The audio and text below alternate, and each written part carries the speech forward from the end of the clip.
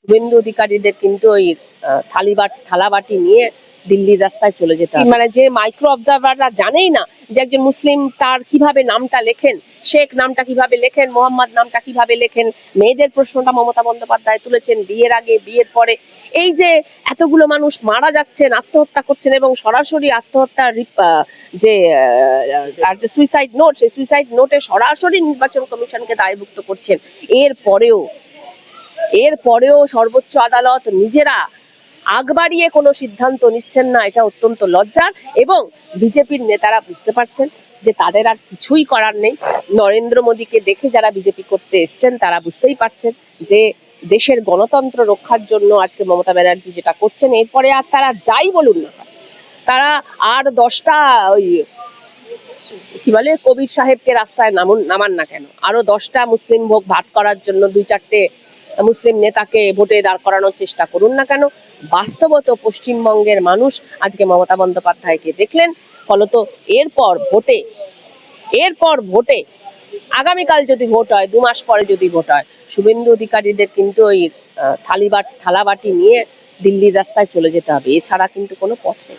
দিল্লির বাবুদের তো ঘুম উড়েই গেছে। তারা এখন নিশ্চয়ই চেষ্টা করবেন নতুন করে কিভাবে দাঙ্গা টাঙ্গা বাঁধানো যায়। তারা নিশ্চয়ই চেষ্টা করবেন, তাদের কিছু দালাল আছে যারা নিজেদেরকে আবার বামপন্থী বলে থাকেন, তারা আবার বলবেন ওটা নাটক। এই ধরনের কিছু দালাল বুদ্ধিজীবীদের রাস্তায় ছেড়ে, মিডিয়াতে ছেড়ে তারা চেষ্টা করবেন যে এর বিরুদ্ধে এটাকে নাটক, প্রহসন এই সমস্ত বলার চেষ্টা করা। কিন্তু তা দিয়ে মানুষ আজকে যেটা দেখলো, তা দিয়ে এই দেখাটাকে নস্যাৎ করা যায়। মুখ্যমন্ত্রী এইভাবে শুধু রাস্তায় মিছিল নয়, শুধু বিধানসভায় দাঁড়িয়ে তার কথা বলা নয়, শুধু টিভিতে গিয়ে তার কথা বলা নয়, মিডিয়ার সামনে তার কথা বলা নয়, তিনি একেবারে সরাসরি সাধারণ মানুষের নেতা হিসেবে, গণতন্ত্রের রক্ষক হিসেবে তিনি আদালতে, সর্বোচ্চ আদালতে দাঁড়াচ্ছেন এবং অত্যন্ত আবেগদীপ্তভাবে তিনি মহামান্য বিচারপতিকে বলছেন যে বাংলার ওপর অত্যাচার করা হচ্ছে, মানুষের ওপর অত্যাচার করা হচ্ছে, মাইক্রো অবজারভাররা মাতব্বরি করছে। এই যে যেটা ডিজিটাল লজিক্যাল ডিসক্রিপেন্সি, সেটা গোটাটাই একটা ফার্স এবং একটা প্রহসন। এই নির্বাচন কমিশনের যে একটি টোটালি মানে সার্বিকভাবে একটি ডার্টি ডেটা, যারা মানে গোটাটাই ডার্টি, মানে এই যে সফটওয়্যারটা তারা করেছেন গোটাটাই ভুলে ভরা। এমন একটা ভুলে ভরা সফটওয়্যার থেকে যা জিনিস তালিকা তৈরি হচ্ছে সেগুলো অটোমেটিক্যালি মোটেই তার তালিকাভুক্ত হচ্ছে না।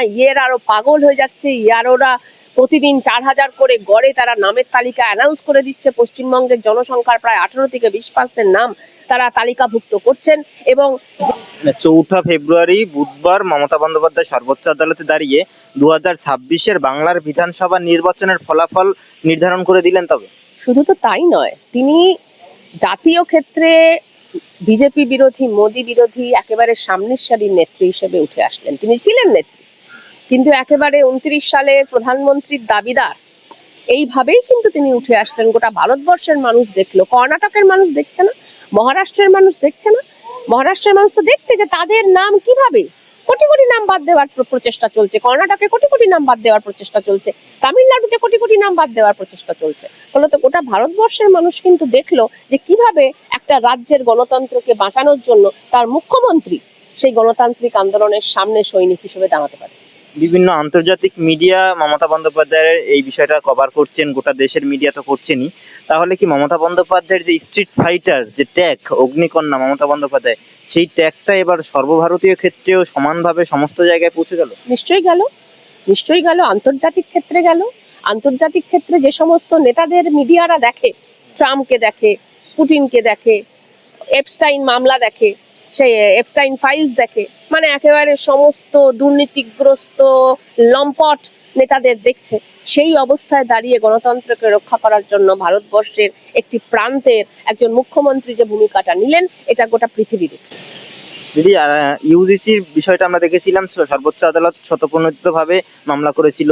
কুকুরের ক্ষেত্রেও, মানে পথ কুকুরের ক্ষেত্রেও সর্বোচ্চ আদালত স্বতঃপ্রণোদিতভাবে মামলা করেছিল। কিন্তু এই এসআইআর বিষয়ে মমতা বন্দ্যোপাধ্যায়কে সেখানে দাঁড়িয়ে মামলা করে কথা বলতে হচ্ছে। গত কয়েকদিন ধরে সুপ্রিম কোর্টের কাণ্ড কারখানা দেখে আমরা অবাক হয়ে যাচ্ছি। তুমি হয়তো জানো, সেটা হচ্ছে যারা গৃহপরিচারিকা তাদের ন্যূনতম মাইনের ক্ষেত্রে সর্বোচ্চ আদালত যা যা কথা বলেছে সেগুলো শুনলে কানে আঙুল দিতে হবে, যে একজন আদালতে দাঁড়িয়ে একজন সর্বোচ্চ বিচারপতি এই ধরনের কথা বলতে পারেন। কুকুর কাকে কামড়াচ্ছে সেটা নিয়ে তারা সুমোটো মামলা করছেন, অথচ হেমন্ত বিশ্ব শর্মা ওখানে দাঁড়িয়ে প্রতিদিন নোংরা ভাষায় বলছেন যে মুসলিম রিক্সাওয়ালা যদি 10 টাকা চায় 5 টাকা দেবে। প্রতিদিন হিন্দু যুবকদেরকে বলছে তোমরা হাতে লাঠি তুলে নাও, হাতুড়ি তুলে নাও, মারো। এই ধরনের কথার পরও সর্বোচ্চ বিচারপতি কোনো সুমোটো মামলা করছে না সেই হিমন্ত বিশ্ব শর্মার বিরুদ্ধে।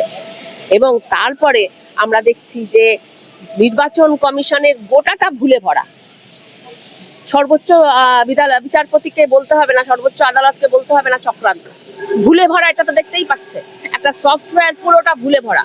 তাহলে সে একটা ভুলে ভরা সফটওয়্যার, তারা কিভাবে মানুষের ভোটাধিকার ঠিক করতে পারে?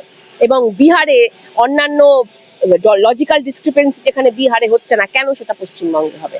এইটুকু বলতে পারছে না যে না, আর কোনো একজনের নামও বাতিল হবে না, এই লজিক্যাল ডিসক্রিপেন্সি আমরা বাতিল করলাম, এই লজিক্যাল ডিসক্রিপেন্সি আর চলবে না, এই কথাটা বলতে পারছে না আদালত।